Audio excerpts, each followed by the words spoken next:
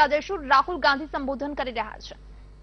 लाखों करोड़ रुपए नरेंद्र मोदी जी ने हिंदुस्तान की अर्थव्यवस्था से निकाले, आपके जेब में से निकाले, किसानों की जेब में से निकाले, महिलाओं की जेब में से निकाले।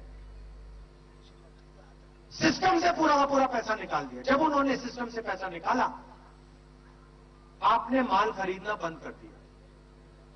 आपकी जेब में पैसा था, आप शर्ट, पैंट, जूता, टेलीफोन, कैमरा खरीदते थे, आपने सब बंद कर दिया। जैसे ही आप सबने माल खरीदना बंद किया, हिंदुस्तान की फैक्ट्रियां बंद हो गई। जैसे हिंदुस्तान की फैक्ट्रियां बंद हुई, बेरोजगारी धड़ाक से बढ़ गई। आज 45 साल से सबसे ज्यादा बेरोजगारी है हिंदुस्तान में। कारण नोटबंदी, गब्बर सिंह टैक्स।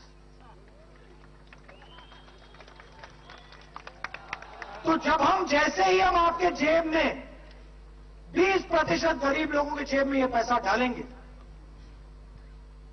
जादू शुरू हो जाएगा। जादू क्या होगा? आप इस पैसे को लेकर चीजें खरीदना शुरू करोगे। ये जो हमारी माताएं बहनें आई हैं, ये चीजें खरीदना शुरू करेंगी।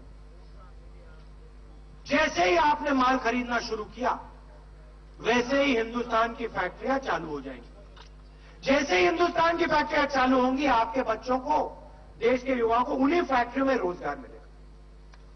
जैसे इंजन स्टार्ट होता है, चाबी घुमा के इंजन स्टार्ट होता है, वैसे हमारी न्याय योजना हिंदुस्तान की अर्थव्यवस्था के इंजन को धड़ाक से स्टार्ट कर देगी। देखो कांग्रेस पार्टी की सोच, 72,000 रुपए न्याय योजना 5 करोड़ परिवारों के बैंक अकाउंट में सीधा। और यहां जो खुश बैठे हैं, मैं आपको उदास नहीं करना चाहता हूं, मगर पैसा महिलाओं के बैंक अकाउंट में जाएगा भाइयों।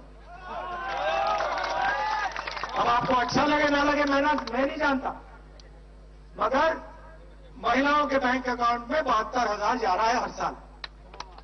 और इससे हिंदुस्तान के किसानों को लगेगा, हिंदुस्तान के बेरोजगार युवाओं को लगेगा, हिंदुस्तान के छोटे दुकानदारों को लगेगा, उनका फायदा होगा। क्योंकि लोग माल खरीदना शुरू करेंगे, छोटे दुकानदारों का जबरदस्त फायदा होगा। गुजरात के छोटे छोटे जो बिजनेस हैं, उनका जबरदस्त फायदा होगा। योजना का नाम न्याय योजना। पिछले 5 सालों में नरेंद्र मोदी जी ने जो अन्याय किया, किसानों के खिलाफ अन्याय किया, छोटे दुकानदारों के खिलाफ अन्याय किया, उसके लिए हम न्याय योजना लाए हैं। और इसको हम 2019 का चुनाव जीतते ही लागू कर देंगे। और ऐतिहासिक निर्णय है। देखिए, न्याय योजना के बाद हिंदुस्तान में 12,000 रुपए प्रति महीना से आमदनी का एक भी व्यक्ति नहीं रहेगा। जिसकी भी 12,000 रुपए प्रति महीना आमदनी कम है, उसको न्याय योजना का फायदा डायरेक्ट हो। अब मध्यम वर्ग के लोग कहेंगे, मोदी जी ने कहा कि पैसा कहां से आएगा? हम किसान के कर्जा माफ की बात करते, कहते पैसा कहां से आएगा? न्याय योजना की बात करते, पैसा कहां से आएगा? किसान को सही दाम देने की बात करते, पैसा कहां से आएगा? जब भी गरीबों के लिए हम कुछ करते हैं, नरेंद्र मोदी एकदम कहते पैसा कहां से आएगा। मैं आपको बता देता हूं कहां से आएगा। अनिल अंबानी को राफेल कॉन्ट्रैक्ट मिला, 35,000 करोड़ रुपए बैंक अकाउंट में सीधे नरेंद्र मोदी ने डाले। अदानी जी को दिन भर कहीं ना कहीं जमीन मिलती है। कुछ ही दिन पहले बालाकोट में हमला हुआ, उसी दिन अदानी जी को 6 एयरपोर्ट नरेंद्र मोदी जी ने पकड़ा दिया। ऐसे मेहुल चोकसी, नीरव मोदी, ललित मोदी, नीरव मोदी, विजय माल्या। भाइयों और बहनों, मैं आपको बता रहा हूं, न्याय योजना का पैसा इन चोरों के बैंक अकाउंट से आएगा। और मध्यम वर्ग के जेब से नहीं आएगा। इनकम टैक्स को कांग्रेस पार्टी नहीं बढ़ाएगी। अब चलते हैं रोजगार पे। नरेंद्र मोदी ने कहा 2 करोड़ युवाओं को रोजगार दूंगा। 45 साल से ज्यादा बेरोजगारी आज है हिंदुस्तान में। कारण नोटबंदी, गब्बर सिंह टैक्स। गुजरात के जो छोटे बिजनेस हैं, पूरी दुनिया में आप लोग मशहूर हो, अमेरिका में मशहूर हो, यूरोप में मशहूर हो, पूरी दुनिया को आपने हिला के रख दिया। और नोटबंदी करके, गब्बर सिंह टैक्स लागू करके नरेंद्र मोदी जी ने आपको हिला दिया।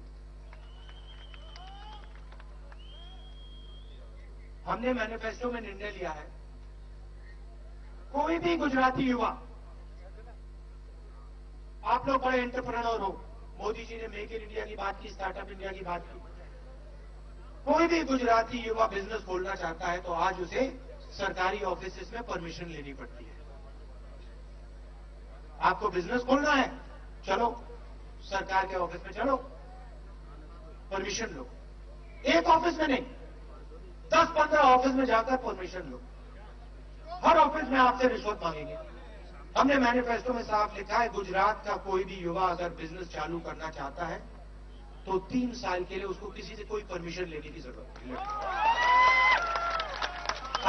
आप अपना बिजनेस चालू करो, जब आपका बिजनेस तैयार हो जाएगा, मजबूत हो जाएगा, आपके पास 30-40 लोग काम करेंगे, तब आप जाके सरकारी ऑफिस में परमिशन ले। और जो पूरा का पूरा बैंक का पैसा सरकार ने इन 15 लोगों को दिया है, भाई और बहनों, 3,50,000 करोड़ रुपए उनका कर्जा माफ हुआ है। गुजरात में किसानों का कर्जा माफ नहीं हुआ। आपने मध्य प्रदेश, राजस्थान, छत्तीसगढ़ के चुनाव देखे, मुझे काफी दुख होता है। गुजरात के चुनाव में मैंने कहा था, कांग्रेस पार्टी की सरकार यहां लाओ और 10 दिन के अंदर हम किसान का कर्जा माफ कर देंगे, मैंने कहा था। और बाल बाल बचे, बीजेपी बाल बाल बची। आपने पूरा समर्थन किया, गुजरात के किसान ने समर्थन किया। यही बात मैंने मध्य प्रदेश, छत्तीसगढ़, राजस्थान में कही। मैंने कहा देखिए, और कुछ हो जाए मैं नहीं जानता, अगर यहां हमारी सरकारें आएंगी 10 दिन के अंदर हर किसान का कर्जा माफ हो जाएगा। मैंने कहा था, वहां भी कहा था, यहां भी कहा था। यहां मैं नहीं कर पाया, वहां मैंने कर दिया। मध्य प्रदेश, राजस्थान, छत्तीसगढ़ 2 दिन के अंदर तीनों प्रदेशों में सब किसानों का कर्जा माफ हो गया। कर्नाटक में कर्जा माफ किया 11,000 करोड़ रुपए। पंजाब में कर्जा माफ किया, जहां भी हमारी सरकार बनती है हम कर्जा माफ करते हैं। क्यों? क्योंकि हम किसानों के साथ खड़ा होना चाहते हैं। कपास के लिए क्या एमएसपी मिलती है आपको? क्या दाम मिलता है आजकल? 650 रुपए। कांग्रेस के समय कितना मिलता था? आजकल आपका बीमा का पैसा कहां जाता है? अनिल अंबानी। भाई और बहनों, डिस्ट्रिक्ट बांट रखे हैं, स्टेट बांट रखे हैं। जम्मू कश्मीर का पूरा बीमा का काम अनिल अंबानी। ये लो, तुम 10 डिस्ट्रिक्ट लो, तुम ये 10 लो, तुम ये 15 लो। आप लोग अपना पैसा डालते हो बीमा के लिए, प्राइवेट कंपनी को पैसा जाता है। नुकसान किसका होता है? आपका। आंधी आती है, तूफान आता है, आपका खेत नष्ट होता है, फायदा जाता है उन्हीं 15 उद्योगपति को। 10,000 करोड़ रुपए आपका पैसा, बीमा का पैसा हिंदुस्तान के सबसे अमीर लोगों के बैंक अकाउंट में डाला है सरकार ने। हमने निर्णय लिया है, 2 काम हम अकेले करेंगे। सबसे पहले ऐतिहासिक काम, बजट बनता था पहले 2 बजट बनाए जाते थे। एक नेशनल बजट होता था, एक रेलवे बजट होता था। पूरे देश को पता लग जाता था सरकार रेलवेज में क्या करने जा रही है। आजकल रेलवे बजट नहीं बनता है, आजकल सिर्फ एक बजट बनता है। 2019 के बाद जैसे ही कांग्रेस पार्टी चुनाव जीतेगी, 2 बजट बनेंगे। एक नेशनल बजट बनेगा और एक किसानों का बजट बनेगा। और किसान को सीधा मैसेज जाएगा कि भाइयों और बहनों, इस साल आपके लिए हिंदुस्तान की सरकार ये करने जा रही है। आपकी एमएसपी इतनी बढ़ाई जाएगी, आपको बोनस के लिए इतना मिलेगा, आपके लिए ये और ये करा जाएगा। और भाइयों और बहनों, जब बजट में कुछ लिखा जाता है तो उसको करना ही पड़ता है, वो कानून होता है। तो शुरुआत में ही हम आपको बता देंगे कि कपास के लिए आपको इतनी एमएसपी मिलेगी, इतनी एमएसपी आपकी बढ़ाई जाएगी। मूंगफली के लिए आपको ये रेट मिलेगा, साल के शुरुआत में आपको पता लग जाएगा। दूसरी बात, और ऐतिहासिक काम, अनिल अंबानी जेल में है या बाहर है? नीरव मोदी जेल में है या बाहर है? मेहुल चौकसी जेल में है या बाहर है? विजय माल्या अंदर बाहर? बाहर। छोटा सा सवाल, ये अरबपति हैं, इन्होंने बैंक से लोन लिया, ये जेल नहीं जाते, मगर अगर हिंदुस्तान या गुजरात का किसान 20,000 रुपए का लोन लेता है, वापस नहीं दे पाता, तो उसको आप जेल में डाल देते हो। ये अन्याय क्यों? ये अन्याय क्यों? या तो आप अनिल अंबानी को डालिए अंदर, या फिर आप किसान को डालिए। ये तो नहीं हो सकता कि उसको आपने बाहर रखा, इसको आपने अंदर किया। या दोनों को अंदर कीजिए या दोनों को बाहर कीजिए। सही बात है ना? तो हमने मैनिफेस्टो में लिख लिया। और अच्छी बात, ऐतिहासिक बात सुनिए, मैं किसान के दिल से दर्द मिटाना चाहता हूं, डर मिटाना चाहता हूं। अब सुनिए, अब सुनिए, 2019 चुनाव जीतने के बाद हिंदुस्तान का कोई भी किसान कर्ज लौटाने के लिए जेल में नहीं डाला जा सकेगा। या तो आप अनिल अंबानी को करिए अंदर, मेहुल चौकसी को, नीरव मोदी को। न्याय होना चाहिए, इसलिए हम न्याय योजना लाए हैं, इसलिए हम किसानों की मदद करना चाहते हैं। नरेंद्र मोदी जी 2 हिंदुस्तान चाहते हैं, एक 15-20 लोगों का चमकता हुआ हिंदुस्तान। उनके बच्चे यूनिवर्सिटी जाना चाहे, कॉलेज जाना चाहे, कहीं भी जा सकते हैं। वो बीमार हो, कहीं भी इलाज हो जाए, लाखों रुपए देंगे, कोई कमी नहीं है पैसे की। मगर अगर गुजरात का कोई युवा यूनिवर्सिटी कॉलेज जाना चाहे तो पहले वो 15 लाख रुपए निकाल के उनकी जेब में डाले। अगर गुजरात के किसी युवा की माता पिता को कैंसर हो, बीमार हो, तो 15-20 लाख पहले उनकी जेब में डाले। अस्पताल में एमआरआई कराना हो, कैट स्कैन कराना हो तो लाखों हजारों रुपए दो, ऑपरेशन करवाना हो लाखों रुपए दो। कहां जाता है? उन्हीं की जेब में जाता है।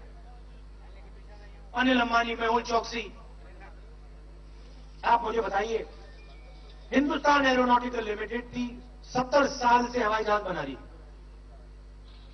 भाई और बहनों, पाकिस्तान पे जो हवाई जहाजों ने बम गिराया उसका मेंटेनेंस एचएएल करती है, हिंदुस्तान एरोनॉटिकल लिमिटेड कंपनी करती है, सरकारी कंपनी है, 70 साल से काम करती है। मिराज हवाई जहाज, मिग हवाई जहाज, सुखोई हवाई जहाज। अनिल अंबानी ने जिंदगी में हवाई जहाज नहीं बना, एक हवाई जहाज नहीं बना। हजारों करोड़ रुपए का कॉन्ट्रैक्ट उसको दे दिया। यूपीए सरकार ने कहा था एचएएल को बनाना है हवाई जहाज, हिंदुस्तान में बनेगा। और सिर्फ हवाई जहाज नहीं बनता, हथियार बनते, रेडार बनता, हवाई जहाज बनते, पूरा सिस्टम बनता। हाई टेक्नोलॉजी की फैक्ट्रियां लगती, गुजरात में शायद लगती। नरेंद्र मोदी जी कहते हैं नहीं, हिंदुस्तान में नहीं बनेगा, फ्रांस में बनेगा। 126 हवाई जहाज नहीं बनेंगे, 36 हवाई जहाज खरीदे जाएंगे और 30,000 करोड़ रुपए अनिल अंबानी की जेब में डालेंगे। क्या कारण था इसका? क्यों?